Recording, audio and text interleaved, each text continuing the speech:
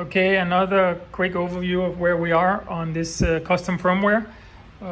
Apologies for the mess in the workshop and the overall handheld low production value of this video. Anyhow, let's get on with it. The backstory to this is that I wanted an ELS. I actually just needed a very basic ELS because I don't have an X motor and I don't want an X motor. So I wanted an ELS in the purest sense of the word, electronic lead screw, which means only a motor on the Z in my case. But I also really wanted DRO. And since you've already seen that I don't have a motor on the X, I will now crank the hand wheel. And that is the value straight out of the magnetic scale, which is like so nice to have. But I also just finished installing and, well, rather coding with the help of AI the scale on the Z. So now I have DRO values on both X and Z. Right now it's the values from the ELS system. But if I hit this button, now it's the value, it's a little bit off, but I think that's the lead screw not being cut very precisely. Or the backlash. What was I about to say? Anyways, now this is the value from the scale. So now we have DRO on both axes. So, and we have a very, I think a pretty stable, almost fully stable thread cutting mode also. So now I have everything I wanted. I'll keep babbling a little bit. I have another video showing the threading mode or the semi-automatic threading mode because again I don't have a motor on the X, so I have to engage and disengage manually and set the thread depth or the pass for each cut, the depth for each cut manually, and I have a semi-automatic threading mode working now where I only have to press one button at the end of each pass to give me a pause to be able to retract, and then it goes out and it pauses again, and I can set the new depth and hit one button and it takes the next path, hence the semi-automatic feature, and that works splendidly. What else? A few like fine-tuning things I've been doing. So the pitch mode, it used to be that if I was in any other pitch or any other mode and I adjusted the pitch, it would bleed over to the other modes. It still does. It bleeds over until this one, but finally it doesn't bleed over until thread mode anymore, and vice versa.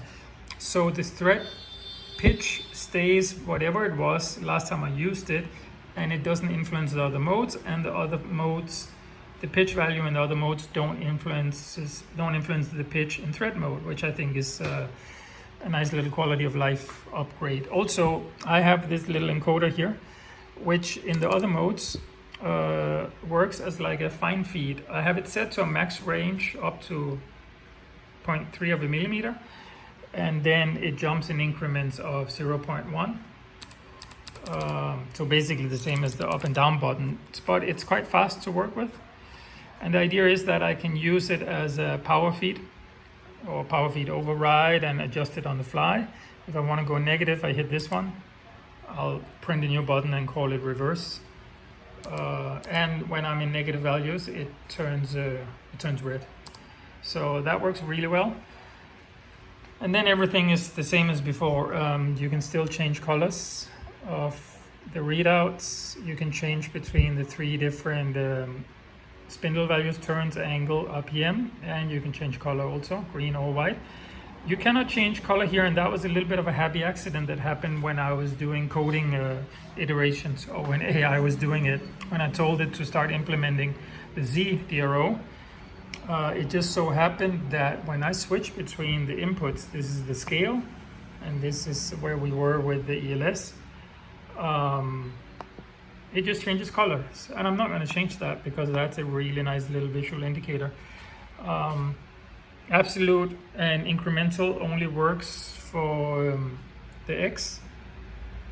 I don't know if I need it on the Z. It's been many years since I had a somewhat working DRO on this machine.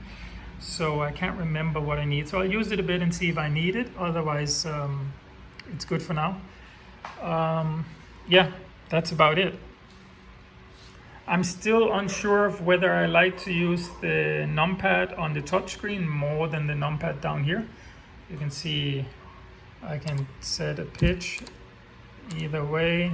Okay, this is like a completely silly pitch. So let's try again. 1, 2, 5. There. Or if I want to do it here, maybe that's actually faster. Let's do 2.5. I mean, it's the same.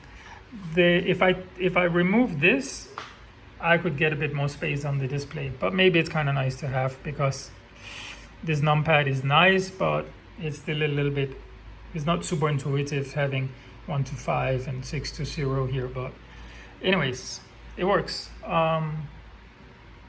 Yeah, there are some other videos showing the semi-threading mode. I just wanted to show the DRO working on the X, which is sweet, and on the Z and on the X. I don't like white, I don't like green down there, so that's about it. I'll spin it up just so you can see that the RPMs actually work. Okay. Yeah, no E-stop and no fanciness here, so keep your hands away from spinning parts and all that. But yeah, that's it. Sorry for babbling. Oh yeah. As for the enclosure, my plan was to mill this out of a solid chunk of plastic, and I finally have it. But I think I'm also gonna buy an enclosed 3D printer, so I think I'm just gonna actually 3D print it. For now, it's very temporary. It's just made out of 2 plates of plastic. And the reason I want to print it is that I have some features on the side that are actually easier to deal with printing than it would be in CNC machining. And those are 2 buttons there, or switches, and a switch back here, and then 2 USB ins. And that is because I wanted to be able to just flash the next gen and flash the ESP. So flashing the ESP we can all do through this one, but now I have a USB to TTL adapter inside the housing, inside the enclosure, and a little toggle switch here that will switch the signal to bypass the ESP and go straight to the next gen. So if I plug into this one, I can flash the next gen. If I plug into this one, I can flash the ESP. And that works really well, and I want to keep that feature. So if I need to do upgrades, I can do it just by bringing the laptop close to the machine. Yeah, that was it. Long video, babbling, but it works. Finally have a DRO. Yeah, some people say negative should be towards the headstock, but I don't know. This works for me. So that's it. Gonna do a solid tool post next, and then print the enclosure, and then print some cover here, and finish the electronics enclosure. And then I don't think I have to touch this mini lathe upgrade wise for a long time. So yeah, thanks to everyone for the help along the way, and yeah, now I'll stop babbling. Cheers, bye bye.